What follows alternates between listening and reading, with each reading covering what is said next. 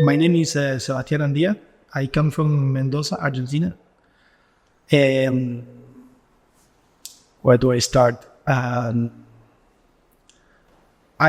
come from a family, kind of a large family. We're four brothers. A large family from my dad's side. From my dad's side, they were all like professionals, so they were like doctors and architects, two or two. And from my mom's side, my mom's the only one who studied. She was like an English teacher, and they were more into the kind of agricultural industry.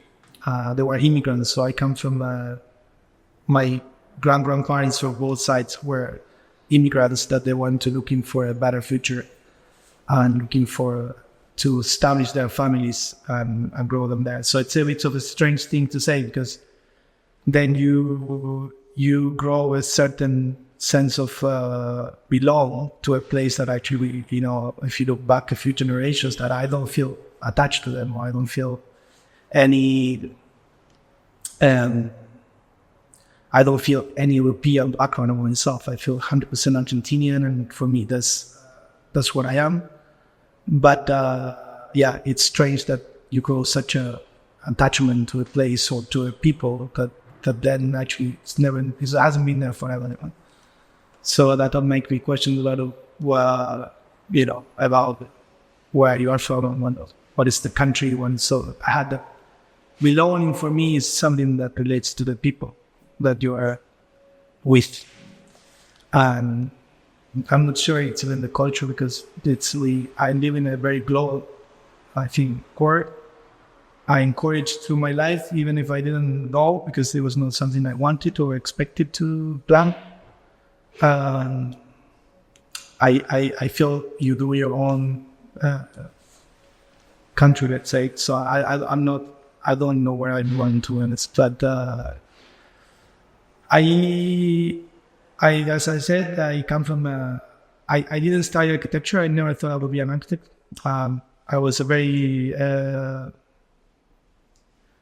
not trouble, but maybe not the most the best student, or I wasn't very in school. I was doing like average, a bit out, just to pass on, and it was very important school at home, because my dad's side, they come from a warehouse family, so they were like stores and stuff. So, but because we had a public universities, they managed to send their kids to the public university to become doctors, to become architects. So study was always the study, and culture, art, and science was kind of, always on the table, and it was always part of the stuff. But I learned that I just need to pass to be able to do what I wanted. And for me, to do what I wanted was to be with my friends, hanging around. I was not really thinking about being an architect or anything like that, even though I had a very strong influence.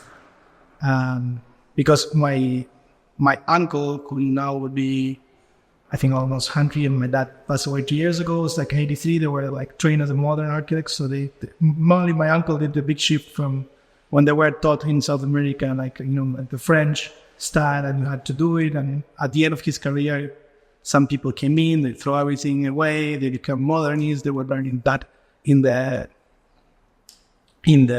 bars, through the magazines. So that influenced me later, and I grew up. Then my dad the same. He carried on the modern school of architecture. So they both studied in Cordoba, in Argentina, not in Mendoza. So they also migrate to study. But I never thought to be an architect until I had to decide a career to go for it. I found my passion when I was younger in sports, but I was a bit lazy at some point, so I didn't want to do that extra push you need to do, meaning like gym or stretching yourself to health and stuff. Then I found music, that it was and it is my everything. Yeah. Then I got at the end of the high school. I didn't know what to do, and going through a bit of how do my mom sent me actually to a psychologist to see what to do, because I didn't know what to do, and I was not I want to be a doctor because I thought, I had this will of finding some I thought investigation for cure things and stuff would be my thing. I realized it wasn't. And suddenly, from one day to the other, I said, I'm going to be an architect. Without even know what I was getting into. And then I studied architecture, and it was the only thing that managed to pull me out of music. So I thought, okay, that's my thing. That's what I like to do, and I just love it. And I think I didn't follow with music because I always had this thought that I was not good enough, or I didn't have enough talent to carry on in such a risky career. But that's what I think. And then I found architecture. I found it amazing. It just blew my mind because I suddenly became a good student. I became the guy who did well at school and the guy who passed it on, and so it was a natural thing for me, and I really enjoyed it because I love geometry. I always like geometry and forms. I like to express myself, to invent things out, or solve problems. So I don't know. It's just much. I went through then different crises of why I'm doing this, but still there. It's like it's the place where everything can be possible at the same time. Nothing can be possible. So it's an amazing place to be, but at the same time, sometimes a bit a stretch, or it's a bit rough. I guess everything you do, if you do it for what you want, no? So then I didn't follow my dad. My sister is an architect, so what I got from them was this sense of, and I think that's the way I grew up, how you make things for the society to make it looking forward, and what's the future, and how do you work out to make a better future? How do you create your own voice? So I think that's the message I go through my family and that's how I did at school. Like I didn't do what my dad did. I never did.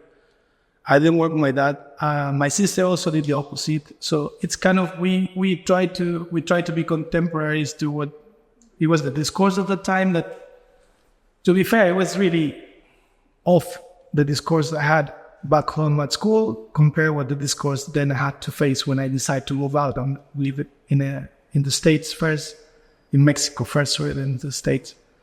Because the discourse we live in a very global, but I think they're still very detached. So one thing I like about what you're doing is that, like, I thought I was telling Vane the other day, like when I started working at Asymptote, I didn't know Hani's face. So I didn't know how he looked. Hi, Andy. And now people have this access to things. I don't know if they value or not, but it's an advantage. It's something that it has made things closer, in a way. And I see that changing because we were really odd. I remember in my school, they always sent me to the same book to look at the constructivist architecture. And I didn't like deconstructivism. I was not doing the constructivism. Maybe I started in my first exercise at school to that, but it was not my thing. It was not my. I felt that was the past for me. It's not what I was. So when I was in school, I had this group of friends. We were 4 guys, and we just did everything for fun. It was almost like having a fun. We didn't do it for the grades. We didn't do it to do something amazing. One guy was really into computers. I was really into drawings. I learned, it's funny because in my house everybody draw. I learned to draw in the before getting architecture, and the teacher was an ex-boyfriend of my sister. So that was telling him that he learned to draw from my uncle. So he was like, I don't know, sometimes if you get things in your hands, but it depends how you see them or how you use them is how do you link with them. Yeah. So what I'm saying, basically, I think My motive first came through this interest of architecture, and then through them, one of these guys is a brother, older brother. Then we heard about UN Studio, we heard about Asymptote. Zaha, for me, was not my reference in university. I knew her and I saw her, but I think in her work that I was exposed at that time, it was more her own work and the work that she was doing from the 80s to 90s to the early 2000s, because that was when I was studying. The work that Zaha started doing after Patrick, then it became it because Patrick, he was the generation of people I was following, except he was inside Zaha. So there is a transition there in the office itself that you can see. So for me, it was UN Studio, Tojo Ito, Asymptote, and at that time it was other people that they sometimes, unfortunately, they don't manage to go all the way through. I'm trying to remember them. But the interest came through that, and I don't think it came through the university. The university, I had a teacher who was quite amazing in the sense he let me do what I wanted to do. And maybe he didn't have the structure to help me where to find that. That's something I see today. Like, it's very important for a teacher to be able to not just let everybody do whatever they want. It's just to help them to, if you see an interest, if you see something that intrigues or that there is a reference, that person, with that help, he can drive a much better course of the interests than just not be rambling around. I went to the University of Mendoza in Argentina. And then what happened, the reason I left, it was because in third year, because I had a very good grades. Crazy, because it was not my thing, but I got a scholarship to go to Mexico. So I went to Mexico. They had exchange. They didn't have exchange in my school, but it was only this exchange with the Anahuac of Mexico.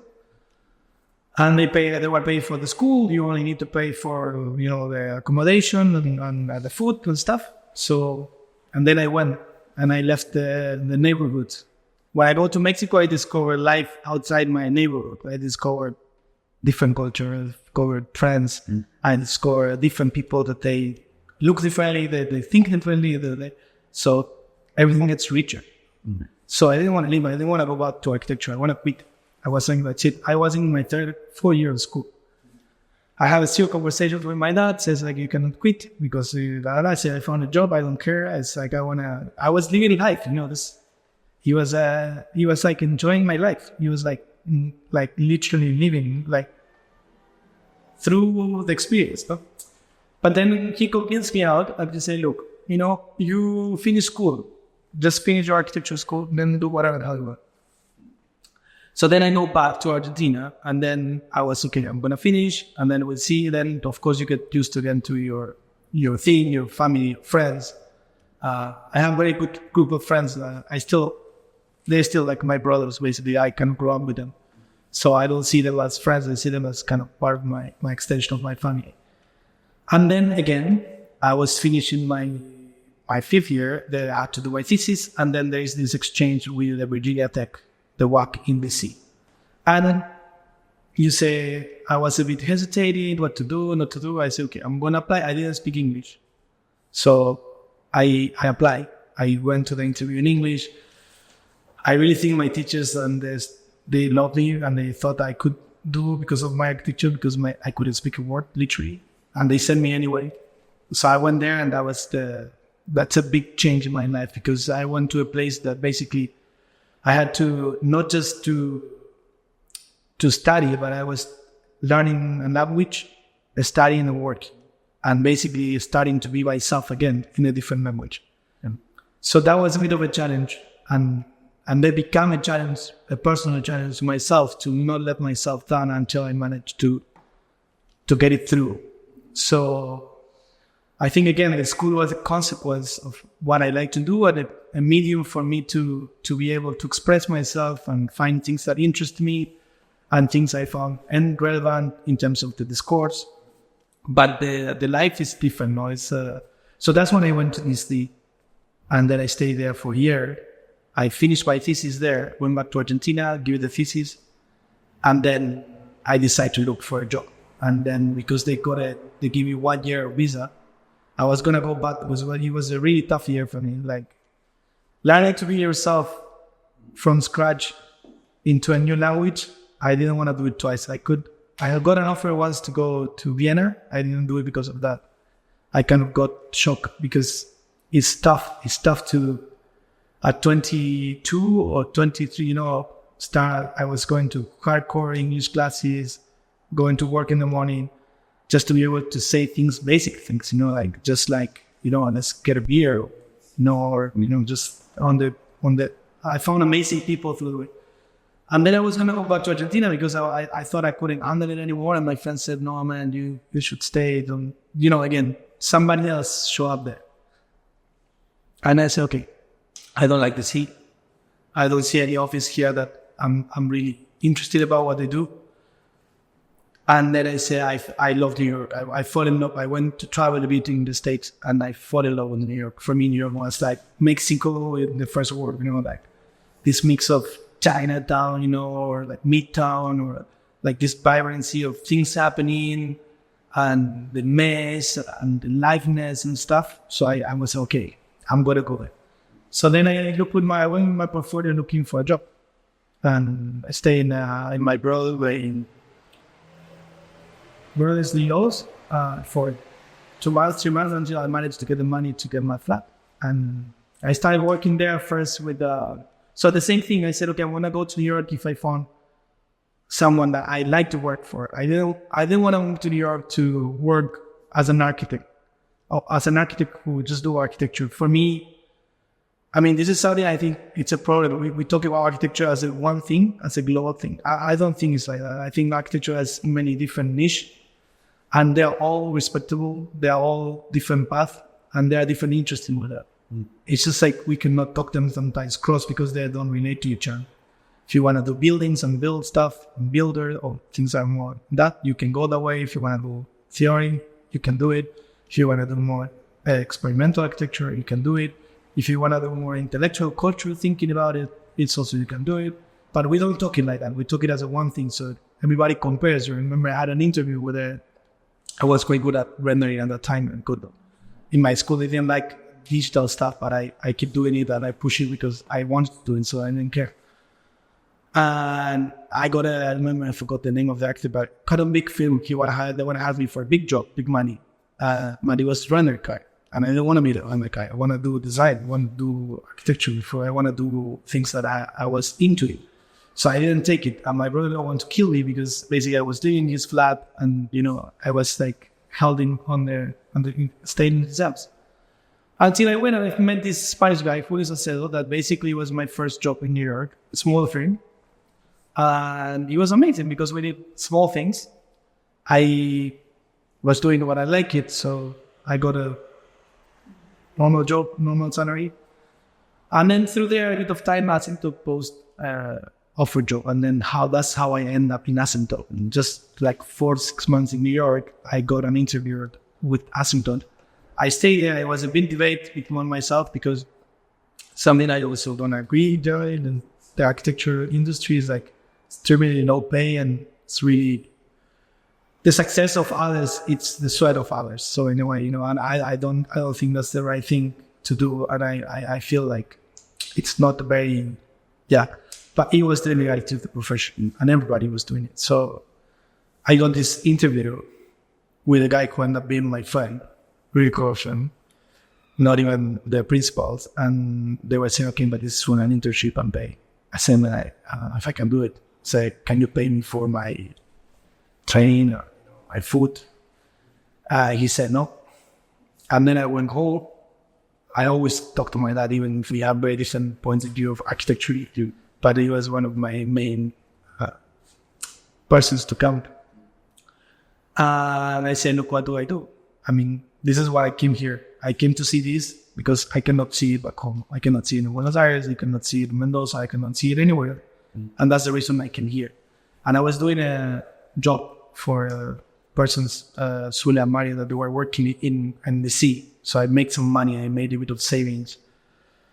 So I said, okay, I bet it. 3 months, if it goes well, and I manage to get my economy running, I stay. Otherwise, I go back. I got the experience. I knew, I saw it, that's it. And I took the risk. And then I studied and they liked me, and I got immediately, with certain people there, in terms of, okay, you're going to design, or I'm going to competition. They hired me, and then I just think, and that became my second university, and maybe the first university, because it's way much more important than my first university. There are different type of mentors. They are the ones that you look forward, the ones that help you out, the ones that hear you every day. So I think if I need to do it chronologically in a way, I would say my uncle, my dad, my sister. Then I would say Hani, Volkan, and then Patrick. And then I think these are the main people that they have been always, yeah. And also I had a teacher, Aurelio, I think is from my university. It's not that we aligned, but he gave me so much, sometimes I was a bit too much, I think. That's what I was saying before. He became a kind of libertinaje, like, then you don't know what to focus sometimes. So that also gave me a different, maybe good or bad, I don't know yet, but time will change. And then, so these people, they're like, I think Hani and Asymptote, they allow me to do this shift, this culture shift, in terms of the school I was trained to it, on doing cardboard models with drawings, and even if I do computer, I was translating things I did in cardboard to computer. I started the transition a bit earlier on my own, but when I got there, I saw it, and I understood the thinking. I understood what was the reference, what are the process, what is the goal, so that changed my life. And also Harry is super into art, so I'm really into art too. So it was, like much. I mean, it was like, for me, it was like always, it's something that somebody you work with and always inspire. I know you always find something that you didn't see, or he saw it differently, and they always, I've been very lucky because they always enhance me. They never patronize me. I don't have shirts in the one. They never step on me. The other way around. They always, of course, they were my bosses. Sometimes, you work within, you need to be smart to the person you're working for. It has certain ideology or thinking or process. So you try to work with it, and then you try to put your things, your things. So they always enhance that. They never. I think that's my uncle. I had a chat with him once about my fourth year's project, and he was much open mind. He was at that time maybe 70, and I was 19. Then my teachers at school, because there was a lot of criticism. I think there's still. I don't think. There's always this debate in school if this is the right thing, or this is the right thing, or this is the wrong thing. I mean, I'm not really like this is right, this is wrong. There are different ways to do things, and there's space for everybody to develop on their own way or their own thinking. Because in the end, I don't think anyone's right. I mean, no one really knows that it's right. It's not really right in the end. So I mean, for me, it's been crucial to have a mentor. I always look forward to them. So when I left Asymptote, I was kind of running the design. I was kind of a lead designer and was not doing the administration part, but I was like there. And then I had a friend who I knew the AA, I always wanted to be at the AA, but I never had the money to do the AA. Mm-hmm. So a friend of mine, Tyson, came over here a year before me. He told me I was applied, I could apply. He applied for it.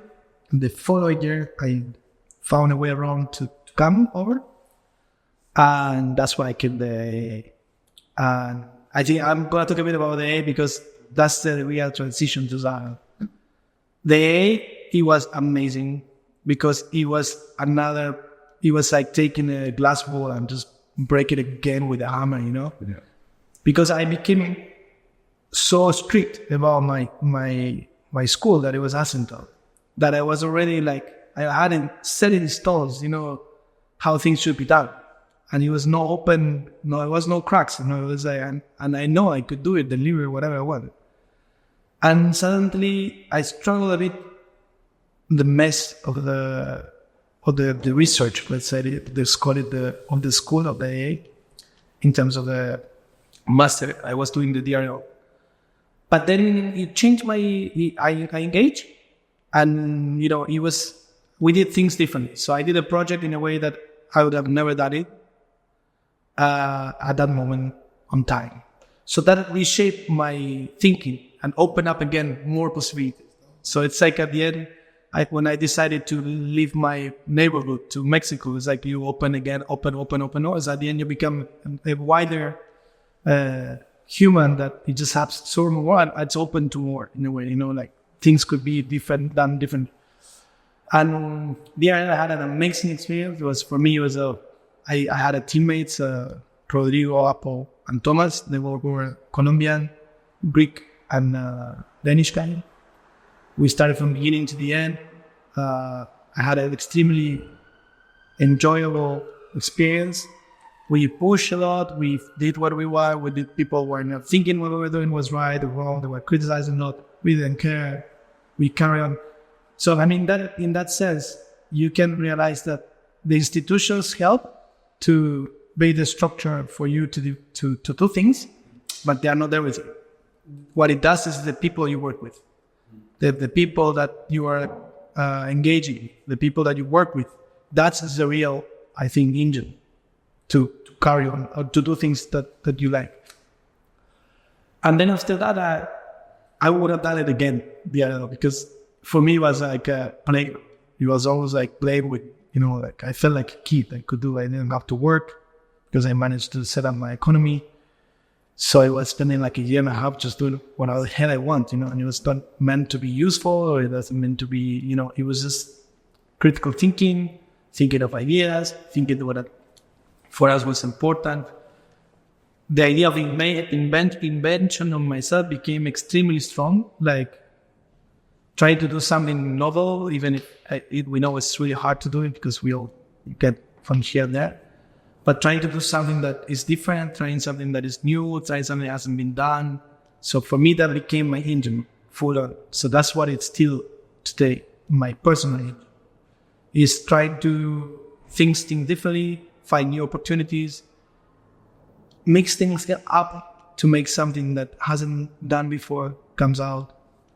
And then I end up at Zaha because Patrick just asked us for a job. It's the reality. We were not even done, got an interview, I need money. I even got the option for Hani to go to teach to Vienna with him. I sometimes regret it, but I said, no, I want to stay in London because what I found in London, I found I would say what I found in the AA is a place to belong. I felt again that idea that not to a place, but to a culture. So I would say when we talk about belonging, the AA made me feel a belonging to a culture.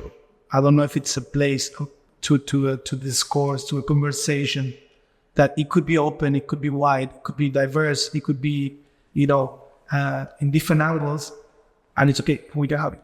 And no one and everybody keeps pushing to keep that conversation going. So that's when I stay in London, and that's when I decided to go for Zaha. And then at Zaha, when I joined Zaha, I replaced Miguel, that she was running the project on Nanjing. The project is built already, and I replaced her at the last two stages with the interior team. So I was leading the team basically. Mm. And then after that, I got a team and I was running my competitions with the director, and we did a few. We won the first one I won. So now as the tragedy starts. That's okay. Yeah. Now I won a few. I won one that we did one at the end that it hasn't get built, the project. We won one. We went all the way when Zaha was also alive. It didn't get built. And then, I've been in all this until we won another one, and that's the one that's getting built now. So I basically from that moment on, I pretty much had a team with the director, me kind of was overseeing the team and the design and the client and the coordination, etc. So I was kind of team-based. Until the last competition we won, that we went all the way through the stages. And that project then now is on construction. And I shift the clusters in the Zaha. I moved to a part that's called Zaha cluster. That Zaha cluster existed since I joined the office. Like, it was run by Hannes in the beginning because he was an ex-student of Zaha, and he was Jacob, some girly melody there, maybe I miss other ones, but they were her students and that's people who she trusts because so she was teaching them. So I don't come from the Zaha side into the office. I came from the Patrick side. And I had a chance to work with her in terms of the competitions, to be at the presentations, to exchange a few emails with her. And then through the time, they structure properly the Zaha cluster. When I won my first competition, pretty much. And they say, okay, you want to join? I say, yeah, I don't mind, but I can join with the project. No? Like, I want to carry on with this project all the way because this is something I also felt like. The way the mentors I see, the people I saw, for me was important to go all the way. To, intern, lead designer, associate, run the project, get the project built. For me, that was like the steps. Like, I could not follow one. So I had to tick all these boxes in my head to be able to do something because I felt I had to. Time has told me that maybe it's not the right thing to say because it's really difficult sometimes for all these steps to come to do them. When you try to do something that is a bit extraordinary, it's not something conventional. So it's very hard to predict that things will happen. You need to be lucky. You need to be on the right spot in the right moment.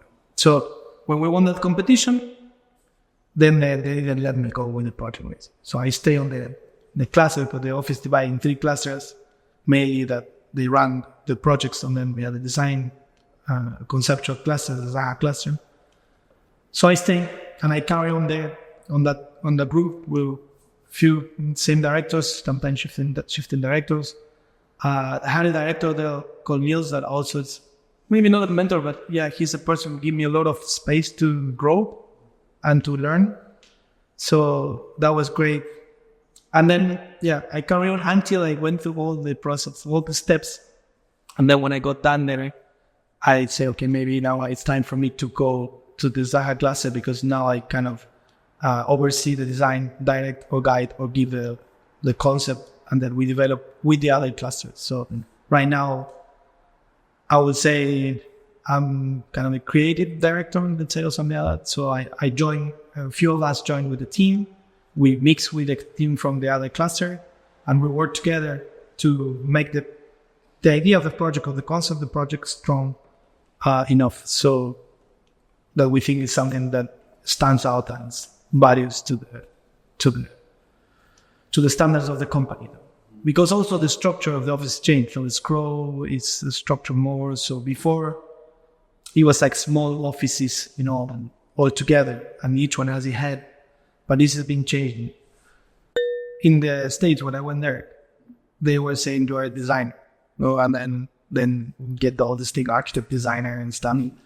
So I don't like this, let's say, labels, generally speaking, at all, in anything. I'm against any kind of labeling. I hate when people put me a label on it, because if they put me a label, I'm going to go to the next, I'm going to change. Just because I cannot stand the standardization or the you lock you into something, and they put you a tag. I cannot stand it. So it's something good for me because I enjoy it, but it's bad generally for the work we live in it, because people today need these things. They need to tell you, okay, this guy does it well, and so you make teams of people who are doing these things very good individually. I think generally I'm going to take out the word designer just to. I think I'm an architect because I think things globally. I don't think about one design, one thing. I think about this thing. Let's call it now the design, the planning, the constructibility, the construction, the coordination. That takes a lot of things that you need to be coordinated in your head at the same. And I love that problem. I love that. So there are people who has better tendency, let's say sensibility. Let's say if you have certain talent and sensibility for the design, we put them a frame, we lock them on design. Doesn't mean that the person is not good at maybe doing other stuff, you know? So I have a quite of a holistic approach in that sense. So for me, if you tell me what I'm interested in, I'm interested in conceptualize certain thoughts, ideas, projects. That's what I'm interested in. If they involve design, if they involve coordination, if they involve materiality, if they involve a collective experience, it's fine. That's what I like. I actually like it, do things that I never done. That's my passion. Like if you tell me, okay, let's do, I don't know what I haven't done, but let's say now, I don't know, let's do a car. I haven't designed a car. I would be full out to it. Let's do it. Because I have no idea. And that's exciting. Like excite me in learning, having to learn something.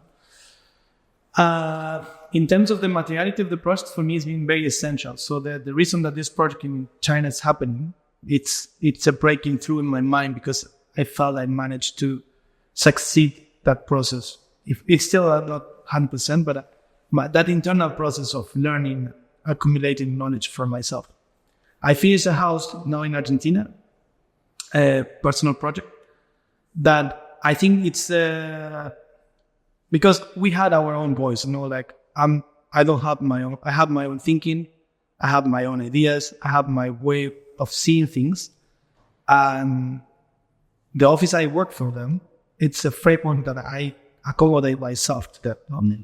But I still have my way of seeing things and the things to be done. So this house that we done, it's for me the first project that I can manage to materialize from a concept to build that represents myself, no? In terms of and the collective of that group of people, not farther into some larger structure that's already formed, no? Because when you work for somebody like Zaha or Washington, they already built that framework that you enter and you adapt yourself and you try to improve it or you try to add something to that conversation. But I'm interested in building my own framework of work and how that reflects into, in this case, in this house. No? For me, it was everything because it was like a way to test my process, my learning curve, or what I thought it was relevant in a context where I come from and supposed to be not possible. No, and it was a challenge, but I think at the end, everything is possible. It's a matter of the people you work with are committed and they engage with you. So this house that we did, it was a long run. The clients they got scared. They got really scared. They even want to fire me because they said, look, this is not going to happen. This is way too much for us. I said, okay, I think maybe I went a bit far. Give me another shot. Yeah. And I think I know what you want. I think we had a conversation. What I said, I feel like a translator sometimes as an architect because sometimes we don't create the problems. The problems come, and then you are the helpful person who help you to structure in a way. So they had a problem, they had ideas, they had what they want to do. And then I give a few sketches and they fall in love with one. And that was the moment that everything started working, because when they engaged with that, they saw what they could get and they saw what they engaged as a person who engaged with a piece. Mm-hmm. It was not just let's build a house because I need to have a house. They have a way of thinking how they want to live. They have a way of thinking how they want to use the house.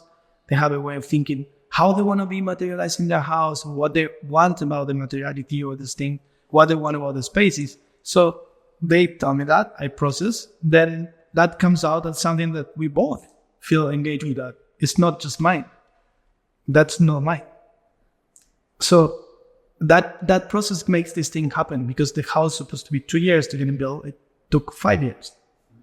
And we're still friends. We're still friends and they love the house. And every time I go back, we had a barbecue.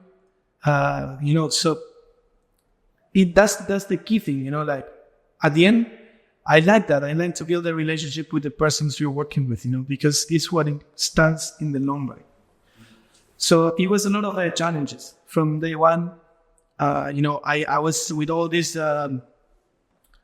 let's say, technology thinking, in terms of software, rationalization, this and that. At the end, it came down to very skilled labor people, that they knew sometimes how to solve the problems their way and how they would do it. And then it became a conversation rather than me forcing them how to do it. And I think I learned a lot from that, because we think sometimes here that we know how to do it. So it's like the way I was in Washington, like you had this crystal ball of how things should be done, but you don't listen the other end. And that's when things fall. Because the other one maybe knows, or maybe had another way of thinking, or another perception of how they could do it from terms of money, constructability, somebody's design. So it changed my thinking, because again, it broke the ball. It's okay. That's the way it should be done. But these guys cannot pay for this. They don't have this. They don't have that. So just by lack of certain things, we did it differently, and it worked. And it's okay. In terms of the materiality, for me, materiality for me is that becomes physical.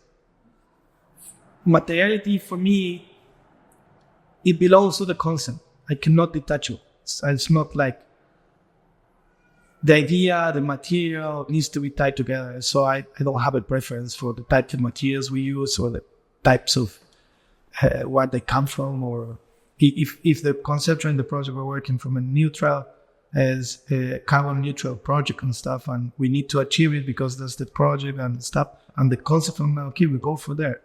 If we want to in a place that cannot be achieved, because sometimes let's say where we did the house, the construction industry is not prepared to any carbon neutral. So if talking about that is also a bit fake, so at the end, I like to be honest with the things I do, with the concepts I do, and with the things, the way the things were, not make them up to sell them better, So that goes, I guess, in terms of materiality. Like, I don't like makeup, let's say. I need to be pure, realist, express the nature of what it happens, why it happens, where it comes from. If it's mistakes. If it's silkiness, if it's so for me, that's the materiality. For me, the meaning materiality only comes to, it's real, it's physical, it's tangible. And that's what I really want to do. It's what I wanted to do, because that's what I think is I don't know if it's the future. I have this thinking. I think I've been thinking all my life to what the future is, and what the future should be. And I think the future is going to just pass me like this, like a wave that I'm not going to catch. And maybe I'm not going to be able to live with this future. Like, maybe I'm not synchronized, like philosophically speaking, in terms of how we should do things or live and stuff. Like, I think we have dehumanized a bit too much. I have dehumanized. No, I haven't dehumanized, but I have, like, this idea of the future. When you think about the future, we are taking out of the equation the humans itself, and what do we need, and what do we make us what we are today. Like, I think in the relationship with the context, I've been through a long process, because I think when I was a student, I didn't care. I was just me learning, and trying to do something. But I think that's needy, I teach, and you see, I saw a generation of students that they were scared to do things because they were too worried about the context. And I don't think that's the right thing, because if you don't do, it's like when you're a teenager, you need to try things out. You need to do that. Then you can evaluate and things. So I went through that. I think for me right now, the concept, all my projects, I think, are contextual based. I cannot take the context out, because I get them as part of the process. Mm-hmm. You can see it in the houses. From my point of view, it's extremely contextually. Like, it really takes on board. The concept comes from that. In Zaha, from my point of view, even though I work with different tectonics sometimes, or different geometries and stuff, I tried. I sometimes the context is not just the neighborhood. Sometimes maybe it could be different things. It could be cultural. It could be industrial. It could be looking. It could be proportions. So I think I always take it as part of it. But I think it's necessary to neglect it for sometimes on the process of being a student and learning, because it's like fighting with your parents. You need to fight with your parents. You need to be against your parents, because that's part of the natural process. To then you become this guy was right. Like, oh wow, I understand why he did that because But I think so. I had neglected, but I think through time you cannot ignore it. It's there, and you need to be conscious about it and stuff.